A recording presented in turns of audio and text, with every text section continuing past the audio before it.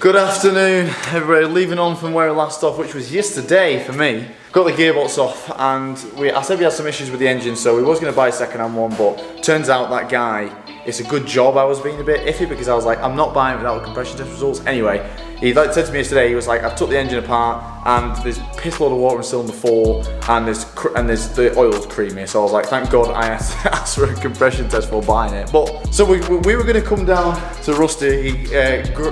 Graciously. Did that sound like disgraceful or graceful? Graciously. Oh, I'm rocking with it. Graciously offered to strip the engine down to see what we need to do, because we were talking about forging it, weren't we? Yeah. But we first wanted to see what's been done. Obviously, these guys know engines. I do not. So we're going to see what's actually happened, if we can. Anyway, what's happened to it. We are going to forge it. Yeah, so one thing is I just want it to be reliable. I don't want crazy power because I don't really keep my cars a lot long, so I don't want a huge bill on an engine. So we're going to see what we can do price-wise, see what sort of power relay we can do.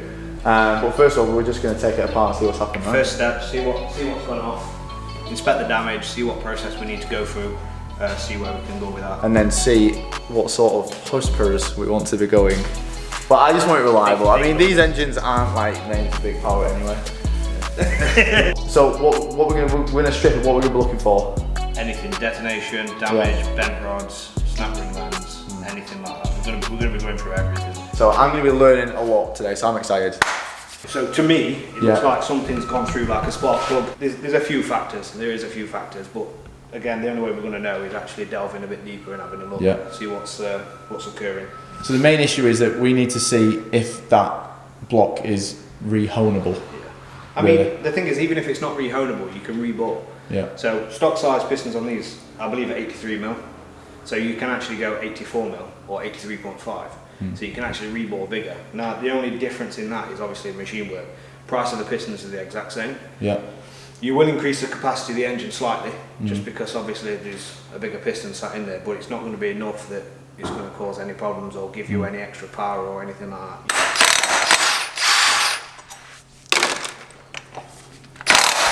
See all your burn marks? Oh, is that been clutch kicks? Yeah. Seems like somebody's is that shit then, that, or is it used? No, you could still use it, but it's not going to last you much with power and stuff. The clutch looks alright though. Yeah. But again, it's had a bit of battering, but I'm assuming somebody's used it as a drift car. Yes, at some point. So the head looks like it can be reused. Well, after a skim anyway. Yeah. It does need a skim, but like Jack was just saying, head gasket sits around the outside, so this bit's not really going to affect it. The only reason you got the damage here is because, again, something's coming between that and the piston, and the only place it can go is in the little gap. I'd get the head pressure tested and make sure that there's no cracks in there, and make sure the valves are all shutting properly as well. Yeah, there's some valves that are a little bit darker on cylinder 4, as you can see. So what would that suggest? Something's not been running right. Or someone couldn't be asked buying a gasket? Yeah, there's no gasket in there. So, yeah, literally, they couldn't be asked buying a gasket. It's under there. Wow. I'd like to say it is, but it's not. Oh, yeah.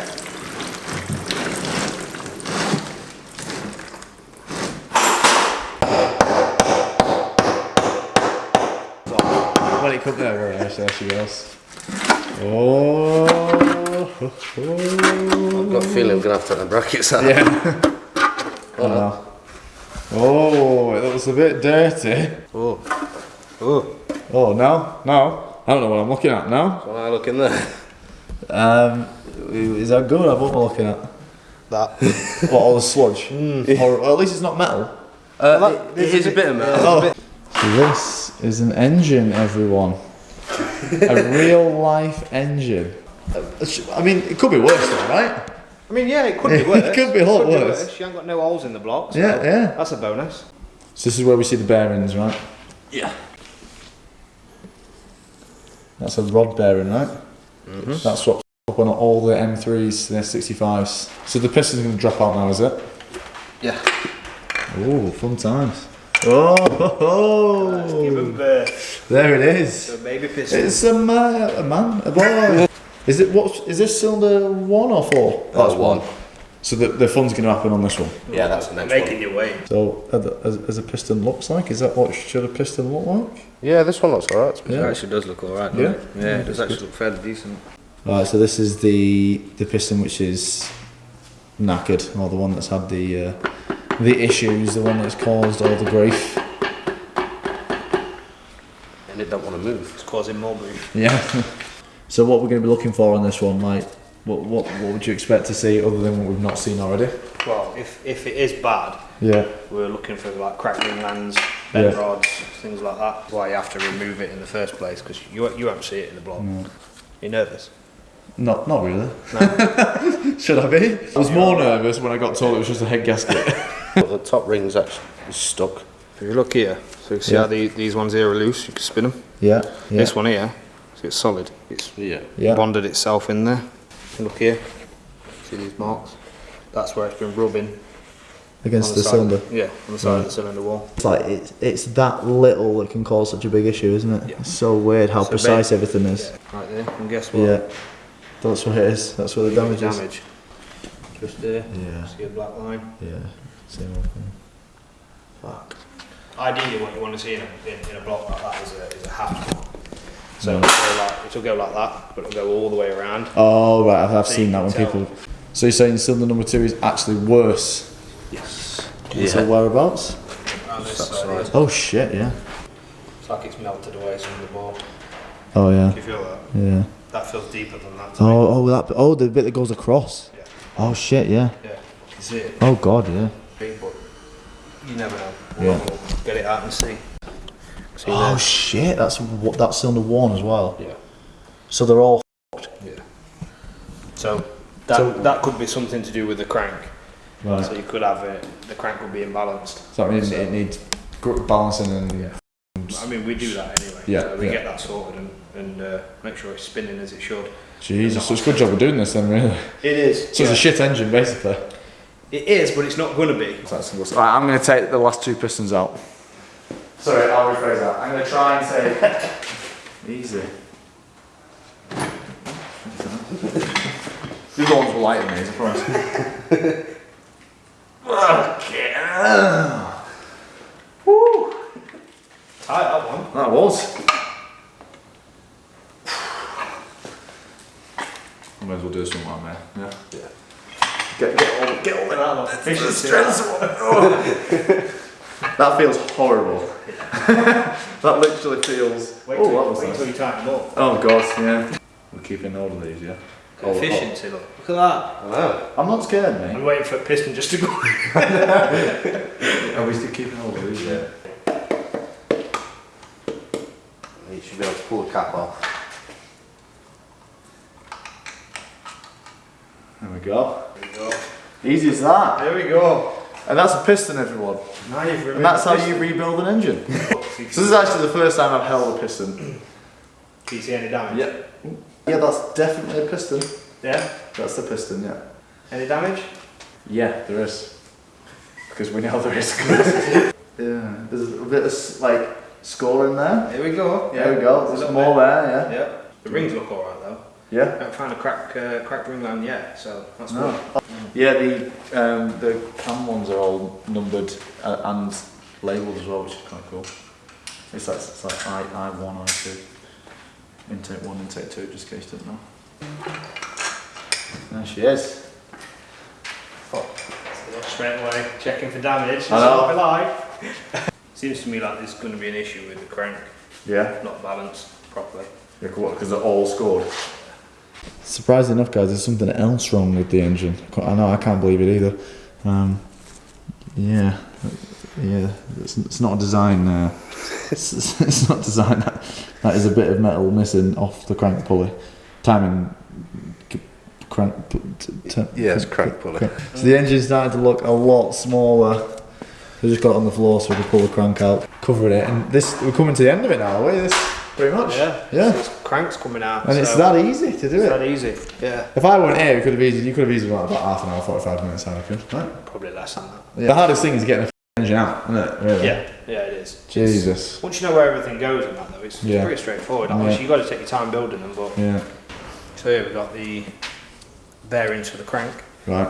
So in the caps, this is where you can check for scoring as well, like you did on the rods and stuff like that. And are they alright? It's a bit of a score. So they see these marks. Yeah. That's usually when there's something been underneath. So between the actual bearing itself and the crank. So this is what we're talking about. When if it's not clean, then it can be a problem. But if that's like that from factory, then that's a bit shit. But to me, it's probably had a build at some point. Oh really? Yeah. Or somebody's changed bearings in it. Yeah. So that's the same. So it looks like somebody's done a build before, or changed the bearings in it. Oh, there's a couple of big scratches in there. Yeah. You don't usually see that from factory. There's one option of it's had a build before, it's had some new bearings in it. Somebody's done that. Not kept them clean. But also because obviously there's so much scoring on the bores as well, on every single bore, the crank's been theoretically doing this inside. So we're going to obviously make sure that that's been sent off and it needs to be balanced and everything else. And just make sure that it is spinning as it should be. So if that's going up and down like that, it's going to cause them burn marks and such. It's basically float in your crank. So what's caused it float? Is it, do you reckon it's been rebuilt and not been balanced? Quite possibly, yeah. The bearings don't look that old, to be honest. Like, you don't get much wear on them, but that, to me, says that it's been rebuilt and it's had new bearings. They've not kept it clean, and when they did it, the crank didn't get sent off. It's either that or they didn't polish the crank, so you're supposed to polish it and make sure it's all nice and smooth before you put them on. So she's going to be pretty, is she, after this? She's going to be pretty. She's going to be pretty. She can get painted. Painted, yeah. Treated like a lady. She is indeed. Yeah. Chunky. So here are the injectors. Yeah, they are fat, aren't they? He's on about injectors. Yeah, not us. We're trying to find a set of injectors, but we can't, so we might have to just get these flow tested and use these ones, because there's like literally no injectors anywhere online. We can get some like bigger ones, but then obviously we're going to have to get a car mapped before we can start it. I don't really want to be doing that right now, because obviously with Nissans you can't map them, you have to get them sent off or either a standalone management. So I don't really want to be doing anything right now that requires mapping before I can even start. I just want to make sure it runs, to be fair, and then send the ECU off and get it chipped to what we've got. But for the time being, I just want to just get it in the car and running, get the basics done, get the basics done, let it running, and then we'll go for some searching some power. But we've got tons of running in miles anyway, haven't I? And a long running in process after it's been forged. So I definitely don't want to tease myself having a big turbo ready there, big injectors. No, let's just have it running. Stand the made of money of these. Oh, get a baffled sump, get a dry sump while you're at it. Oh yeah.